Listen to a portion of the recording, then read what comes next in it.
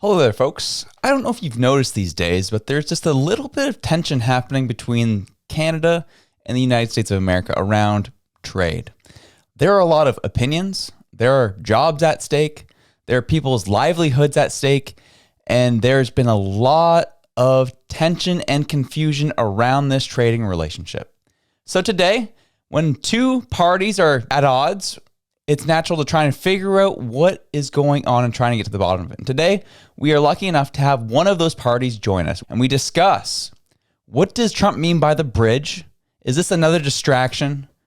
What is happening between the Canadian-U.S. relationship? Why do both sides seem to keep talking past each other? And we try to get answers to these questions. And without any further ado, here's my conversation with U.S. Ambassador Pete Hoekstra.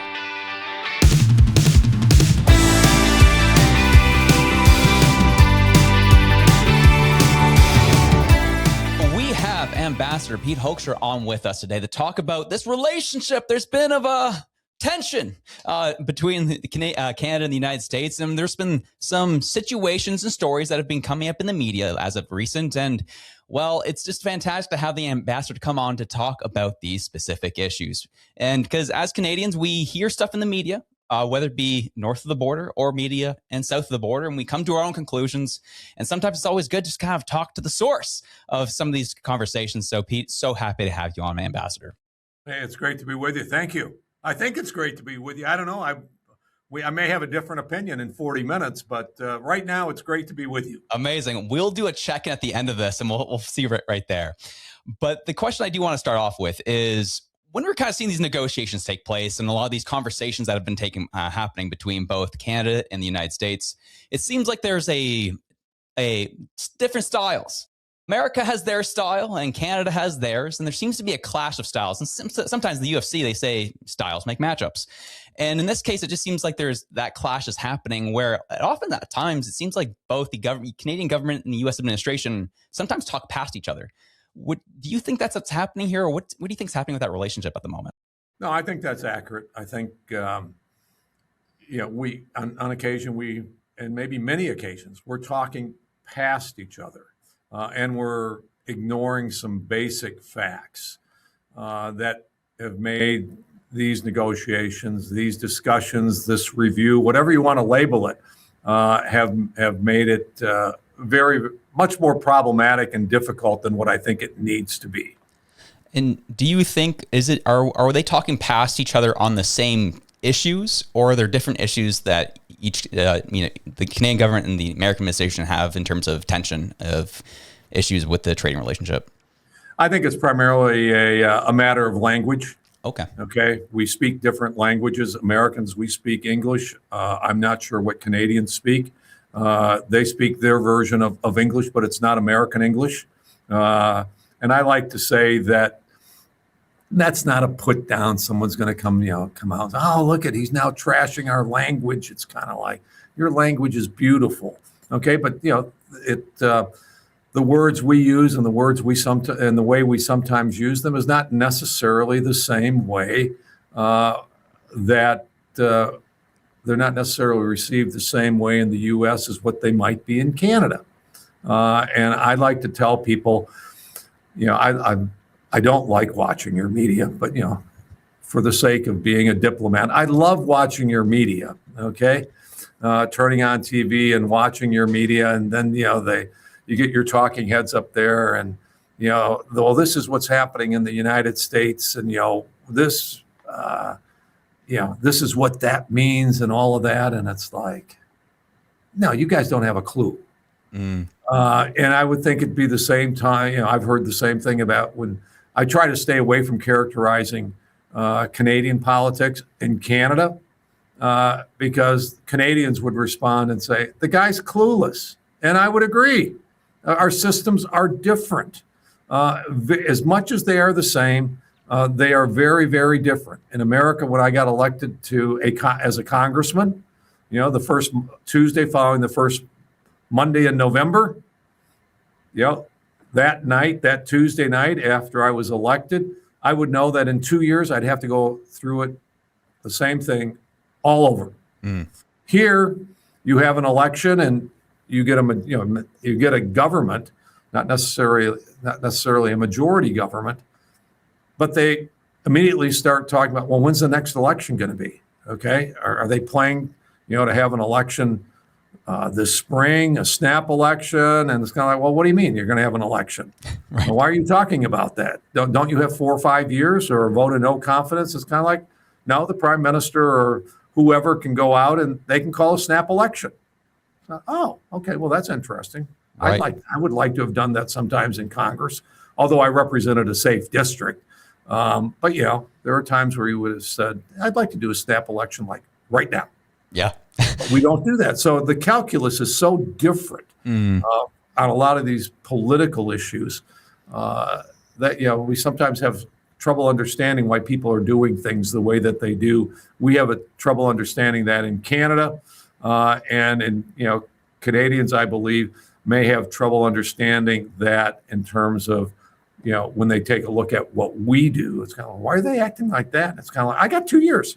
Okay. I got 2 years before I have an election. Right. You guys don't do that because you don't know when. Right. I do find it fascinating you bring up that point because you're entering the fray as the U.S. ambassador to Canada at a very weird time in Canadian history. I'm being honest. Like, we haven't really had a decisive government. We haven't had a majority government since 2015. Since 2019 was the end of that 4-year term. And since then, it's been back and forth with the same party in power, but just this back and forth between the two parties and sometimes a third party joining the fray. I can imagine that's a bit confusing for someone who's just like, hey, we're going to start talking trade here. Wait, we're talking about, I'm watching Canadian media and everyone's talking about there's going to be another election here. I thought there was an election last spring. Is this Groundhog Day? I can imagine that's probably happening on your end too. And is that kind of what's happening too when you're kind of like looking to try and get back into these talks? Because we saw what Donald Trump said this week with the bridge and talking about, hey, we need to start negotiations now. Did the whole situation of a potential spring election happening in Canada come into, is this a discussion amongst U.S. officials right now? Well, yeah, of course, because, I can tell you that on the U.S. side, and I'm sure on the Canadian side, people are taking, well, what are the president's motivations for what he's doing? And we're looking at it and say, what are the motivations for Prime Minister Carney for doing what he's doing? Does he want to get to a trade resolution and get to a deal before July 1 and work it all out? Does he not want to get there because he's looking at, well, maybe, this elbows up strategy is working for me and maybe I'll call a snap election this spring. We're trying to figure that out. And obviously I talked to the prime minister, I talked to his staff, and we're always trying to read between the lines. Okay, here's what they said. What did they really mean? And, they're probably saying the same thing about, okay, this is what the president said, but what does he really mean? Right. And, so, I think both sides spend a lot of time trying to analyze that question, and it's all speculation, and the only people that really know are Donald Trump and Mark Carney.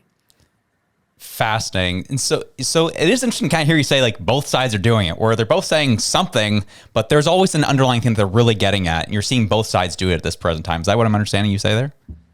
Yeah, although when you're listening to Donald Trump and he tells you he's going to do something, it's kind of like, you can expect him to do it.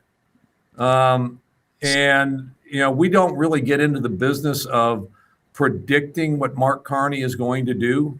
And Mark is a pretty reserved. He's developed into a fairly good political person in a relatively short period of time. Now, some would argue that, hey, if you're a banker, central banker, you had to have political skills a long time ago. And that's probably true. Right. Interesting. So, well, I'll throw this one at you then. So the whole bridge thing, you're saying Donald Trump's going to go ahead and just do that. Like that's a serious threat on his end. Because if I'm being honest from my perspective, when I saw that, I was like, it ain't about the bridge. This is about getting trade going again. It seems like talks have stalled. That's from my perspective when I was reading it. But from what you just said is like, no, Donald Trump's is really serious about this bridge. Yeah, I mean, I won't say talks have stalled, Hmm. because then it gets into, again, different people interpreting, well, what does stalled mean? Right. Uh, well, I think just about everybody is in agreement that there haven't been any meaningful discussions Mm. since the ads. Right. Okay, so that's around, that's the end of October, November 1. So it's kind of like, okay, I think everybody would kind of agree that there haven't been any meaningful discussions. November, December, January, we're getting close to halfway through February. So for about 3.5 months. Fascinating. Okay. Yeah. Okay. We can agree that no meaningful talks. We can then get into definition of, well, does that mean they're stalled? Does it mean they're going really, really slow? I won't get into that. Right. And I appreciate you kind of making that clear, because that's a lot of people, especially up here in Canada, are wondering where have those talks ended up? What is going on with that? And you mentioned it earlier, where a political strategy could be for Mark Carney to delay talks to a degree. Do you feel like Mark Carney has been, or the Canadian government as a whole, has been kind of slow walking this a little bit, or do you think both sides are kind of slow walking right now? Well, I know that Americans may think that the prime minister and his team have been slow walking this. At the same time, when I talk to them and bring that up, it's kind of like, no, it's you guys. You're the ones that are slow walking this. And so there's probably a little bit of truth on both sides. Mm. Okay, but on the bridge deal, there are some underlying concerns and issues. I'm very familiar with the 2012 agreement. Yep. That led to the building of the bridge, but I think that was an incomplete agreement. All right, it did not answer all the questions, and there are some loose ends, valid loose ends that need to be tied up, and the president was responding to legitimate concerns about what those might be and where they should end up. So it just, at least from the Canadian perspective, I'll say it just, it felt like it came out of nowhere. Is it to a degree? You say actually, that's not true. Okay, talk to me. Okay, in that some of these concerns I started raising on both sides of the border as early as August of last year. Okay. Interesting. Okay. And those concerns were, I met with people on both sides of the bridge the first Monday after New Year's. So that's 5-6 weeks ago, and raised some issues and raised some concerns. And we didn't get a satisfactory response. We followed that up with letters, requesting, hey, where are we on these issues? And we got back letters that said, oh, we're still working on it. And it's kind of like, these are kind of fundamental questions and fundamental issues that we really should have answers on before the bridge opens. And, I've talked to our transportation department. I have talked to, our State Department. I've talked to the White House about some of these concerns. And eventually, these unsettled issues made their way into the Oval Office, and the president makes decisions. Interesting. Okay. So what were some of the issues that you brought up that that have been in talks since August? You have I'm not I'm probably going to be involved in trying to resolve these issues. Mm-hmm. I'm not going to raise them, but I think they're legitimate issues. Okay. If the Canadians want to talk about them or whatever, it's not they weren't blindsided. Okay. We talked to people on the Canadian side, how far they took it up the food chain and all of that. I have no idea. That's not my job. Okay. The issues were raised. I brought them to a higher focus on the U.S. side. There were others on the U.S. side that were, focusing on those, were very concerned about those issues. And eventually they made their way into the White House. Interesting. Okay. So that makes sense. So from a administration perspective, this has been a conversation that's been going on for quite some time. It's just new to the population that it's coming out because Trump raced it the way he has. Would that be correct? Because I don't think I remember ever this coming up in the news at any point since August. I think that's probably I think that's probably accurate. Okay, cool. That makes sense, and I appreciate the explanation from your perspective on that, because I think that kind of gives a little more perspective to Canadians being like, okay, I see where this is going. Let's ask some more questions to get more clarity on that and see if we can hear something from the other side. I appreciate that. And again, in that same Truth Social post, Trump was like, all right, negotiations start now. Let's get things going. And one thing that was brought up was the fact that we had MP Jamil Jovani go down and pay a visit. And one thing he brought back was the fact that Mexico was further ahead in terms of their renegotiations around these tariffs than Canada is at this present time. My first question to you then is, do you talk much to the U.S. ambassador to Mexico, which I think is Ronald Johnson? And based on those conversations, do you get the same conclusion that Mexico is moving is progressing further than Canada is at this point in time? Ron's a good friend of mine. We both served as ambassadors in Trump's first term. And so we got to know each other then. And now we both find ourselves, back in the ambassadorial role, and, the top two trading partners with the United States, Mexico, and Canada. And so, yeah, we do talk. And the, Canada, we've had our issues with Mexico. Obviously, we've had some issues with Canada. It does appear that, think about it. President Trump, along with the cooperation of President Sheinbaum, okay, they sealed the border right in 45 days, maybe 30. Okay, it's done.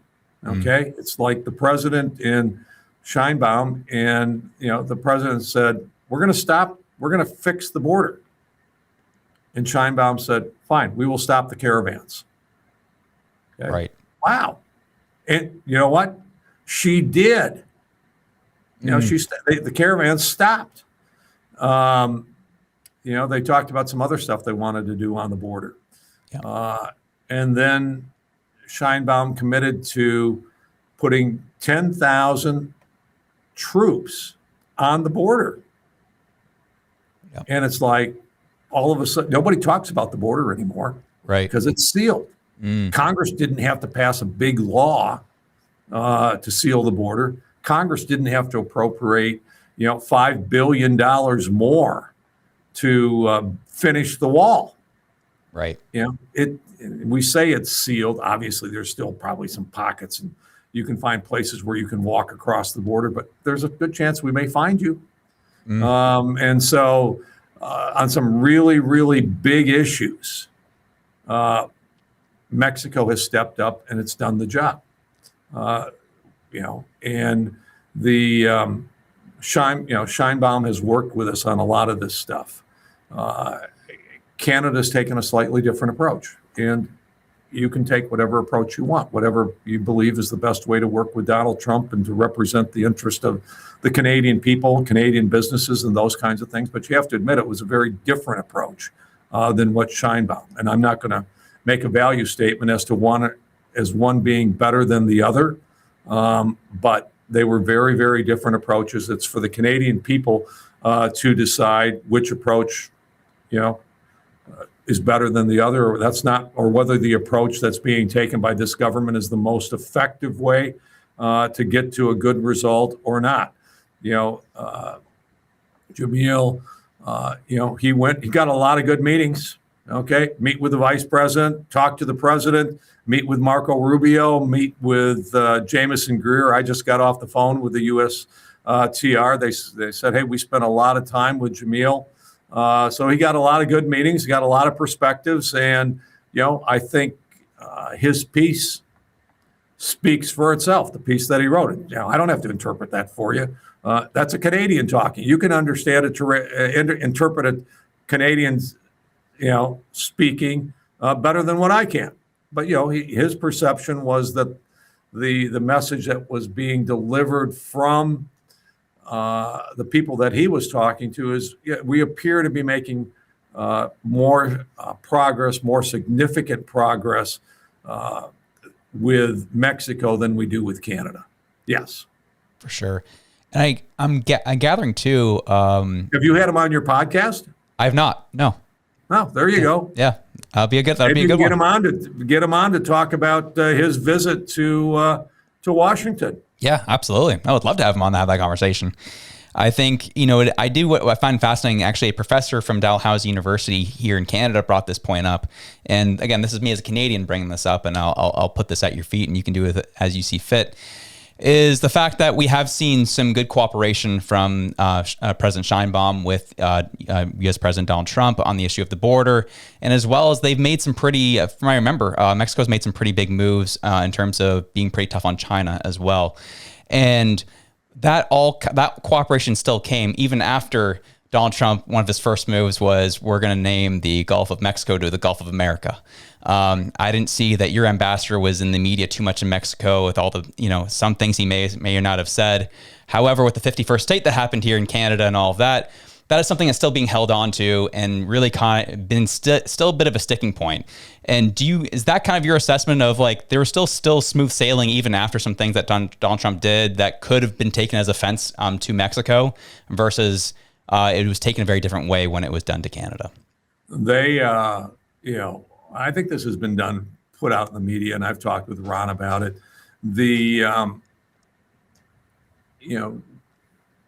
Our U.S. trade rep, Jameson Greer, identified a whole series of what we call trade irritants, things that just complicate the trade relationship between the two countries. I think for Mexico, it was north of 50. Right. Okay. Many of them have been resolved. And, they're slogging through them. Mm-hmm. And it's kind of like, I have a condo on the Gulf of America. Okay. And when I'm talking with Ron, the discussion is, oh, Pete, man, he doesn't bring up, there's still people that are really, really mad about something that actually took place. Right. Okay. Yeah. And it's kind of like, well, if you buy a map in Tijuana, it's going to say Gulf of Mexico. Right. And if you got a Google app that is based out of Mexico, it may say Gulf of Mexico. So I think they've kind of looked at it and say, we're going to still call it the Gulf of Mexico. And if America wants to call it the Gulf of America, that's okay. But these are the things that are irritants to our trade relationship, and we're going to do everything we can to get rid of them. I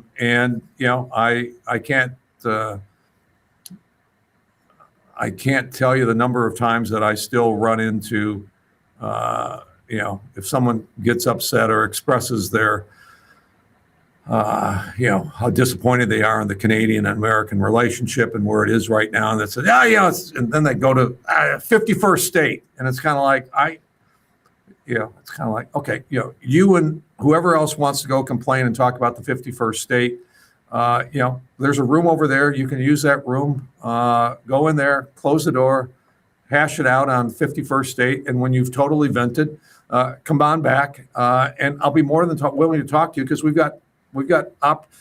we have issues to resolve, but more importantly, from the American perspective, I think we have opportunities to take advantage of. Okay, we've got lots of opportunities. We've got oil dominance. We can dominate the world in energy if America and Canada cooperate. We can dominate the world potentially in data centers, AI, and those types of things because of our markets, how we work, entrepreneurship, and all of those types of things. We've got energy to power those data centers, and we could work together on that. I personally think we could dominate in the auto sector. Okay, We can dominate in aluminum, steel. The list goes on and on, where we really could strengthen North America if we focused on, what does America bring to the solution? What does Canada bring to the solution? And it's not that we need each other. Okay, people get upset with me because Canadians will come back to me and say, well, you can't treat us like that because you need this from Canada. And it's kind of like, no, we don't need it from you. You might be the best place in the world for us to get it from. Okay? Put together the case and tell us you need the 700,000 cars. You not need. If you're looking to get 600,000 to 700,000 extra cars in the United States that right now you don't have the capacity to build, the best place to get those cars from is from Canada, because they come into the U.S. with Canadian content. You've got the ecosystem to build those cars. It enriches American vendors. It enriches people to the north of the border. And we like rich Canadians. We like Canadians with jobs who can travel and those types of things. We want Canada to do very well. Same thing with oil.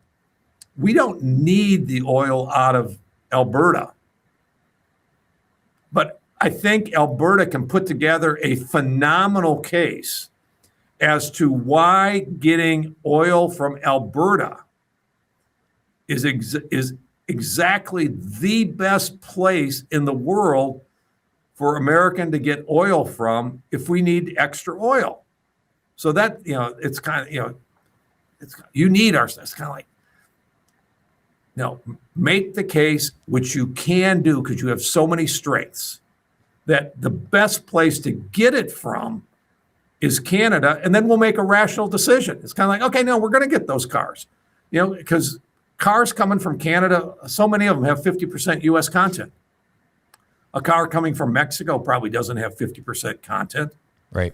Car coming from South Korea or coming from Japan doesn't have 50% American content. So you could make the case very, very easily that if you just kind of a slight mental shift, okay, American doesn't need this, but as a country, as a province, as Ontario, as Alberta, or whatever, our job is to sell our capabilities to America, and we can put together such a strong sales pitch that they'll come to a rational solution that says, yeah, this takes about a couple of minutes, and yeah, buying cars from Ontario is probably a great place to buy cars from. Buying oil from Alberta is probably the best place for America to get oil from. If they don't put together a good case to make that happen, there are other places where we can get those things. Yes, understood. It makes a lot of sense. I say that and then people yell at me. Okay? I guess that's just the nature of the job these days. And it is. That's Yeah. how it goes, huh? Oh, man. Well, I guess in that same vein, because again, back to Trump's Truth Social post talking about, hey, let's restore American liquor back on the shelves. And Premier Doug Ford was asked about that today, this week, I should say. And he said, no, I think we're going to keep it. It seems to be a great piece of leverage, essentially, is what he had to say. And kind of left it there. What is your perspective? I know you've had a colorful relationship with with Premier Ford and his staff. I had a colorful interchange, supposedly, according to the media, with his Washington representative. But again, it's our total export of alcohol to Canada is between $700 and $800 million per year. Mm-hmm. It's not even $1 billion. Right. Okay. It's $1 billion in Canadian. Mm-hmm. Oh, now he's making fun of our currency. Okay. So but it's $700 to $800 million American. So it's not even $1 billion. Mm-hmm. And we have, I think, close to $2 to $3 billion crossing the border in trade every day. So it's kind of like, go ahead, play your little game on alcohol. Okay. And, if you think, if the people of Ontario think that's going to help your automobile industry by having this irritant out there that the president knows about, great, keep it up. Okay, double down. That's okay. That's Doug Ford's strategy, and I'm not up worrying about what he's doing with alcohol. Do I know what he's doing with? Yeah, I know what he's doing with alcohol, but I don't worry about it. Because there's so many other great things going on. Okay, I was out at Colorado Springs a couple of weeks ago. What's their job? The people in NORAD who work out of Colorado Springs, who work out of Winnipeg. It's American, Canadian servicemen and women who have one job, which is to keep America safe. And they've done, a really, really phenomenal job of doing that. They work next to each other. They speak Canadian and American to each other, and they seem to understand each other. The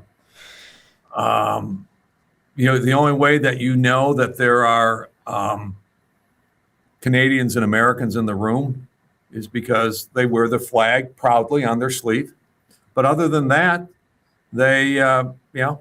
if they see a threat coming, a Chinese balloon, yeah, right. They see a balloon coming, and they say, "Oh, we got to intercept that balloon." And I think we actually shot one down.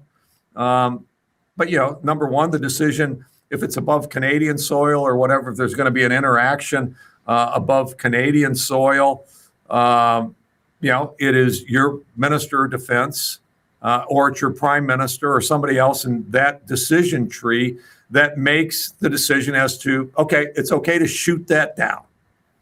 And then the order goes back to NORAD, and NORAD looks at it, and they don't get into this discussion of, well, that balloon is above, it just crossed into Yukon or whatever, so it's above Canadian territory, so it has to be a Canadian pilot in a Canadian plane that goes and shoots it down. Right. They just look at it and say, and I think it was an F-18 that shot it down. I'm not sure. And so, they just look at it. What's the appropriate tool to use to shoot down that Chinese balloon? So, okay, it's an F-18. And they don't go and say it has to be a Canadian one or an American one. It's kind of like, okay, we've got one that we can take, we can launch from Alaska. It's the closest one. It happens to be an American plane with an American pilot, and they're going to shoot it down. Right. And to the public, hopefully all that they know at the end of the day is NORAD did its job. They identified something that was coming into North America, maybe could or could not be a threat. NORAD decided to shoot it down, and they shot it down. NORAD, a joint American-Canadian operation, did their job. End of story.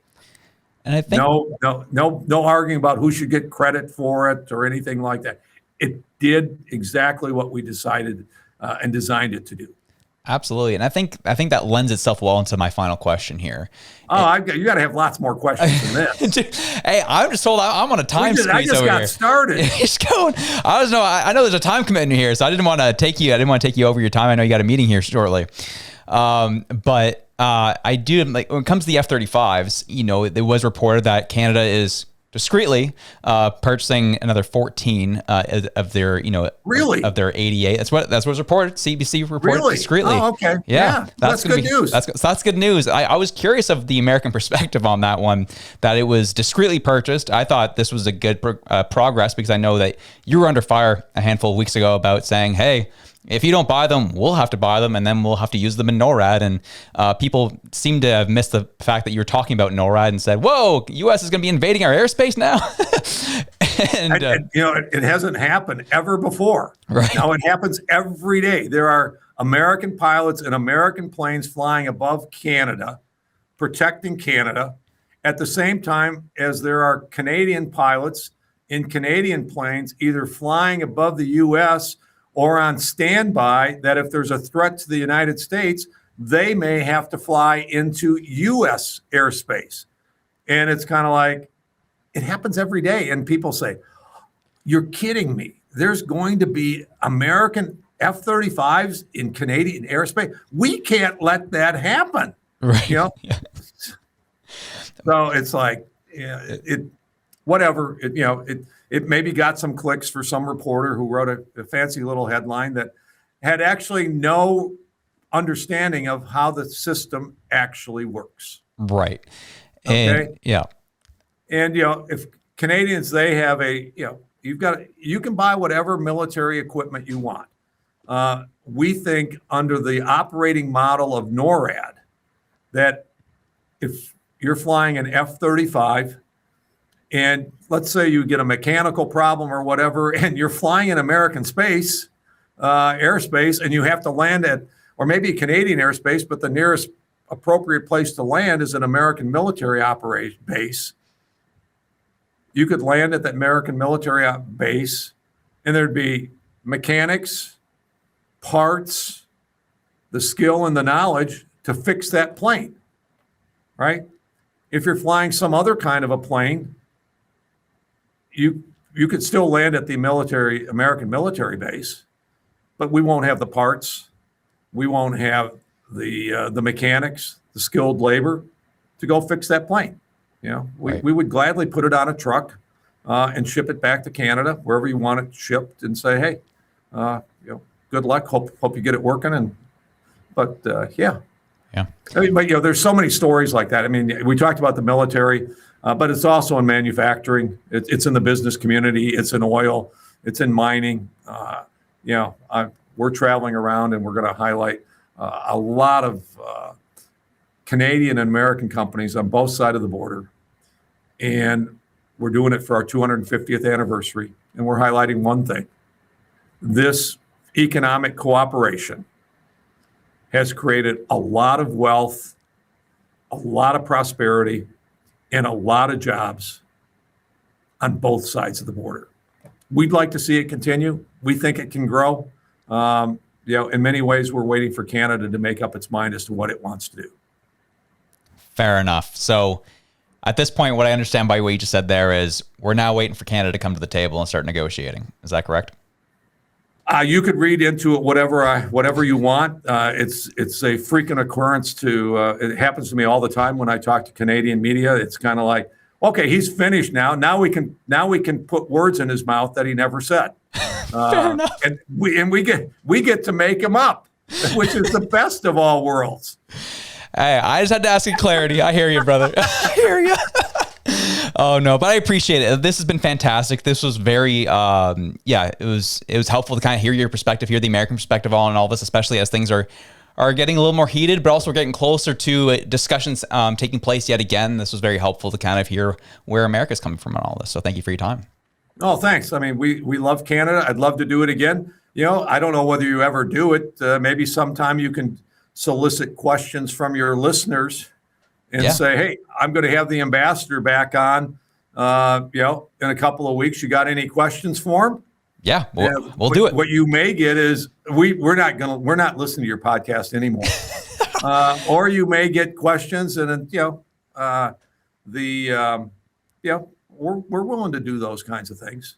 Yeah, I think that we'd 100% love to do that. My listeners would very much appreciate it, and that's exactly what we're looking for. Because if I'm being quite honest with you, now speaking from the Canadian perspective, it seems like we hear a lot more from the American side on what's happening with trade than we hear from our Canadian government. So it's always nice when someone is willing to come on our show and have that discussion and have that conversation. So thank you for taking the time. It helps us out a lot.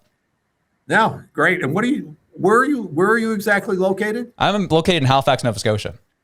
Oh, okay. So you're the warm part of Canada. Yeah, I guess that's it. You're in the Florida of Canada. That's I love to say we call ourselves California, so yeah. Let's go. Halifax is a beautiful city. Oh, thank you so much. You took in a whole bunch of Americans on 9/11. We did, yes. We very much appreciate that, and we won't forget that. Along with Newfoundland, and I think it was in Gander, right, where they took in a bunch of Americans. I think Halifax actually took in more.